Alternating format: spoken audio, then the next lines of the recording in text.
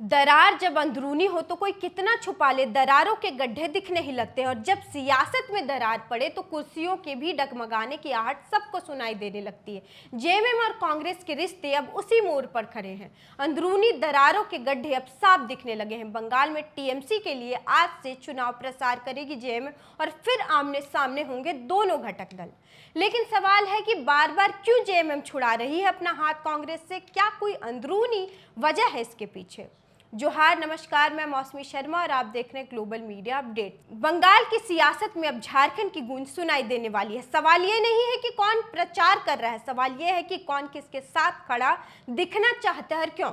एक तरफ झारखंड के मुख्यमंत्री हेमंत सोरेन अब पश्चिम बंगाल के चुनावी रण में उतरने जा रहे हैं। शनिवार यानी आज से वे ममता बनर्जी की ऑल इंडिया तृणमूल कांग्रेस यानी टीएमसी के लिए प्रचार करेंगी। उनकी सभाएं खास तौर पर झारखंड से सटे बंगाल के इलाकों पुरलिया, बांकुड़ा, झारग्राम जैसे आदिवासी बहुल क्षेत्र में प्रस्तावित होंगे।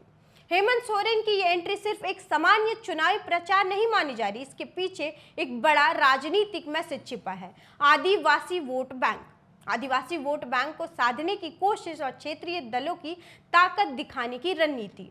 इस चुनावी अभियान की शुरुआत 18 अप्रैल को पुरलिया से हो रही है, जहां काशीपुर समेत 3 विधानसभा क्षेत्रों में जनसभाएं तय हैं। इसके बाद 19 और 20 अप्रैल को उनका काफिला पहुंचेगा और बांकुड़ा, मेदिनीपुर और झारग्राम जैसे अहम जिलों में। खास बात यह है कि ये सभी इलाके झारखंड की सीमा से सटे हैं, जहां आदिवासी वोटरों की अच्छी खासी संख्या है।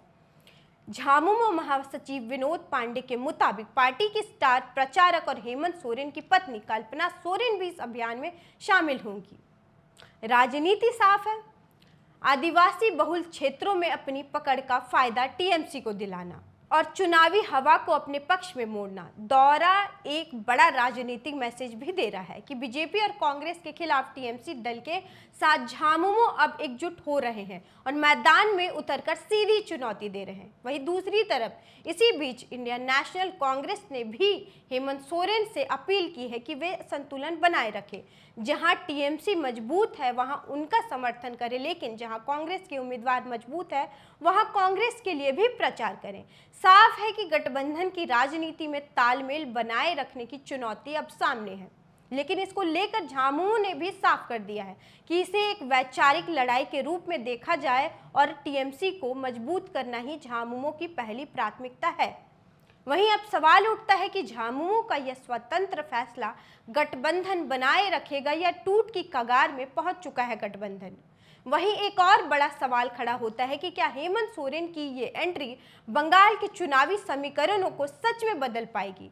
क्या आदिवासी वोट बैंक इस बार गेम चेंजर साबित होंगे या फिर ये सिर्फ गठबंधन राजनीति का एक और संदेह भर रह जाएगा?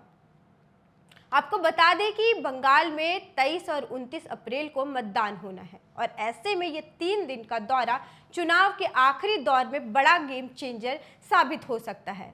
राजनीतिक जानकारों की माने तो ये सिर्फ प्रचार नहीं है बल्कि बॉर्डर पॉलिटिक्स का एक मजबूत उदाहरण है, जहां एक राज्य का प्रभाव दूसरे राज्य की सियासत को प्रभावित कर रही है। अब आगे देखना दिलचस्प होगा कि हेमंत सोरेन का ये धुआंधार अभियान ममता बनर्जी की जीत को कितना मजबूती देता है या बस झारखंड में आपसी खटास बनकर रह जाता है।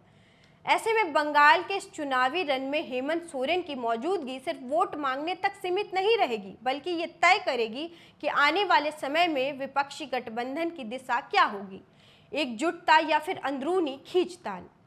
अब देखना ये होगा कि हेमंत सोरेन की ये एंट्री बंगाल के चुनावी समीकरणों को कितना बदल पाती है और क्या ये कदम झारखंड की सियासत में भी कोई नया संकेत छोड़ जाएगा या फिर आगे क्या होगा। फिलहाल देखना होगा। इन सब पर आप क्या सोचते हैं कमेंट करिए और मेरे साथ बने रहिए ग्लोबल मीडिया अपडेट्स पर और लाइक से सब्सक्राइब करना ना भूलिए। धन्यवाद।